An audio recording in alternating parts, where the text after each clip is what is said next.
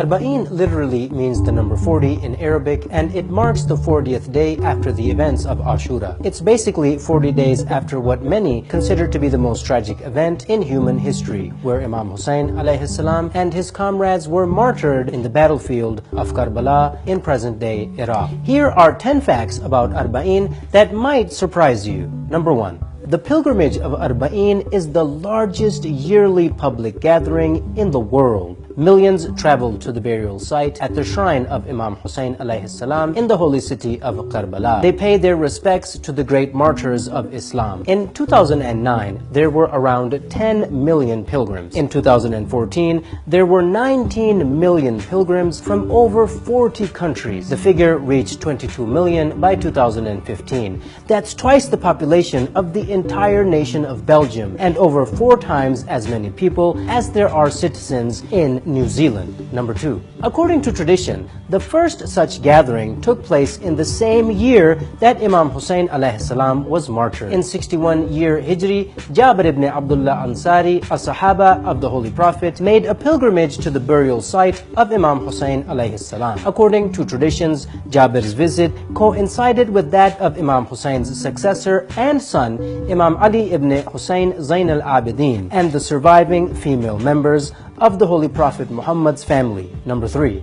In Arba'in, a mass walk takes place starting from the holy city of Najaf, where Imam Ali alayhi salam is buried, ending at the holy city of Karbala, where Imam Hussein alayhi salam is buried. Millions of pilgrims come from all over the world, and they usually gather in Najaf and walk to Karbala, approximately an 80-kilometer distance. It takes an average of 2 to 3 days to make the journey through the harsh desert climate of Iraq. In order for pilgrims to track their progress throughout the journey, there are poles every 50 meters, which equals 20 poles every kilometer. All in all, the pilgrims pass a total of 1,452 poles before they reach the holy city of Karbala. Number 4. During the rigorous journey, the millions of pilgrims naturally become tired, hungry, and have other needs.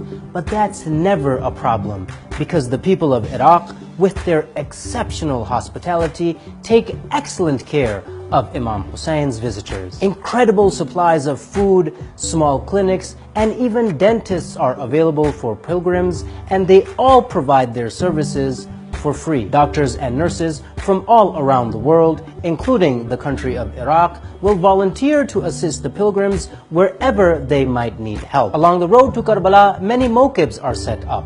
These are places of worship, buildings, or tents which are put in place with the aim of providing accommodation, a place to perform prayers, food, beverages, and even medical services, all for free. Number 5. The Arba'in pilgrimage is for everyone, men and women, old and young, poor and wealthy. All will attend the pilgrimage and even the walk. Even many disabled people will also attend to express their admiration and love for Imam Hussein. In fact, the walk is not only for Shias, but for Sunnis as well. And why stop there? In reality, Muslims from all denominations, as well as many non-Muslims and Christians, also attend the Arba'in procession, recognizing Imam Hussein alayhi salam to be a universal symbol of humanity and justice. Number 6. In 2016, the pilgrims took part in the mass pilgrimage of Arba'in despite ISIS Daesh terrorists having attacked Karbala using suicide bombers. And for weeks leading up to the 2016 Arba'in pilgrimage, the media effectively pushed the fear-mongering of terrorists worldwide. But nonetheless, countless pilgrims turned up in large numbers, proving to the world that the terrorists' efforts were futile against the combined efforts of the believers. This is a shining example of masses of people ready to stand up together to oppose tyranny and falsehood, just as Imam Hussein did over 1,000 years ago. Number 7. Arba'in is not only commemorated in Iraq, rather it is commemorated all over the world. For those who cannot make it to Karbala, they organize processions, walks, and commemorations in their own cities. From the UK, United States, Nigeria, India, Pakistan, to many other countries all over the world. Globally, Muslims and lovers of Imam Hussein will raise the banners of Imam Hussein, mourn for him, and condemn terrorism and all acts of injustice. So if you can't make it to Karbala, then make sure you attend the procession in your local area. And if one isn't taking place, then you make sure it does. Number 8.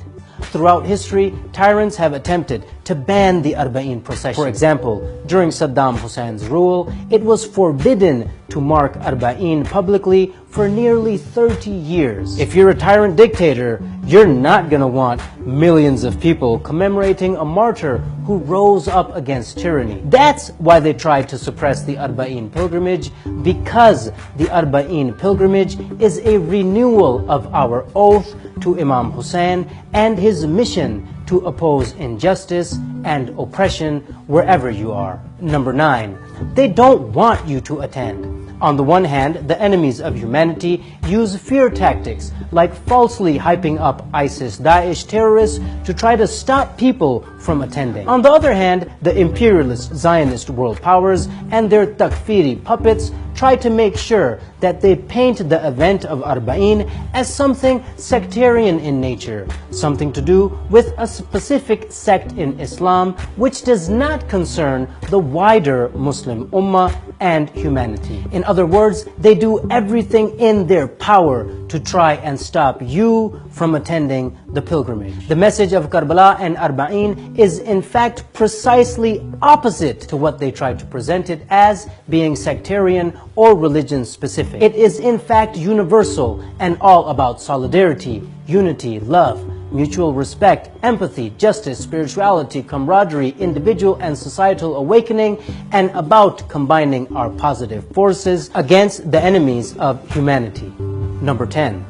Despite all these amazing facts, and that the pilgrimage is the largest annual gathering of human beings on the face of the planet, there is a general media blackout, and the events of Arba'in and Ashura remain largely unknown to the masses of the world. The enemies of humanity don't want the message of Imam Hussein to reach the world. The message of freedom, the message of individual and social justice, the message of honor and nobility, the message of economic justice, the message of generosity, the message of bravery and of standing against oppression and against evil. That's why you should make sure to share this video with 40 others whom you really care about.